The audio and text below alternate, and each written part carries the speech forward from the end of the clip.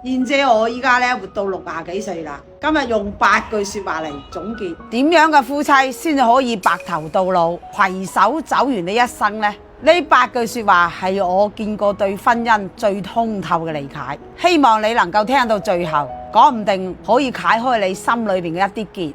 第一句，真夫妻咧係吵唔散嘅，夫妻唔係一世都唔嘈交，而係嘈咗交之後咧，你個心裏邊諗嘅第一個總係佢，大事一齊商量，小事咧痛快原諒。呢啲吵吵鬧鬧啊，佢有分唔開嘅任性，先至係最長久嘅告白。第二句，俗話都有話啦，100年先收得同船渡，1000年收得共枕眠。一個家咧就好似一間屋，丈夫咧就係頂梁柱，老婆咧就係呢個避風港。你拆咗邊一邊啊，呢個家都唔會安穩。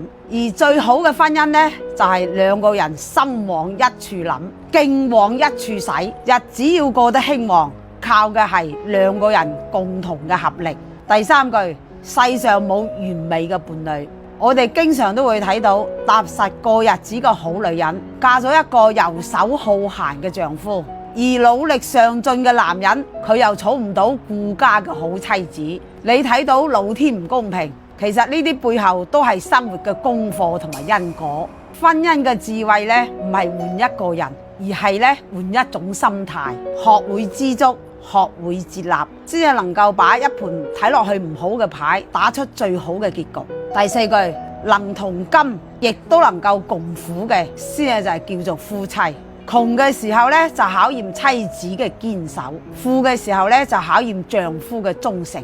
婚姻最大嘅價值咧，唔係話兩公婆一齊共享富貴，而係在患難嘅時候不離不棄。所以話咧，丈夫係妻子嘅命，妻子係丈夫嘅運，夾埋一齊咧就叫做命運。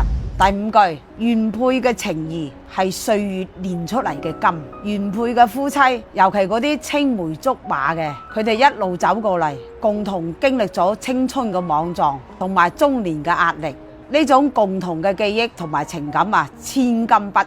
呢一份一路走過嚟嘅情誼啊，係任何重組家庭都俾唔到嘅。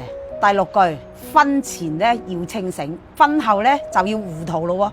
婚前咧要擦亮隻眼睛，精挑細選；婚後咧你就要學會睜一隻眼就閉一隻眼啦。家係一個講愛嘅地方，唔係法庭。如果乜嘢事情都非要去爭個對錯，咁樣啊，呢個家咧就永無寧日啦。所有長久嘅關係都係3分包容，7分付出。第7句，平淡係真，過日子邊度有咁多風花雪月？到咗最後啊，又唔係柴米油鹽粗茶淡飯。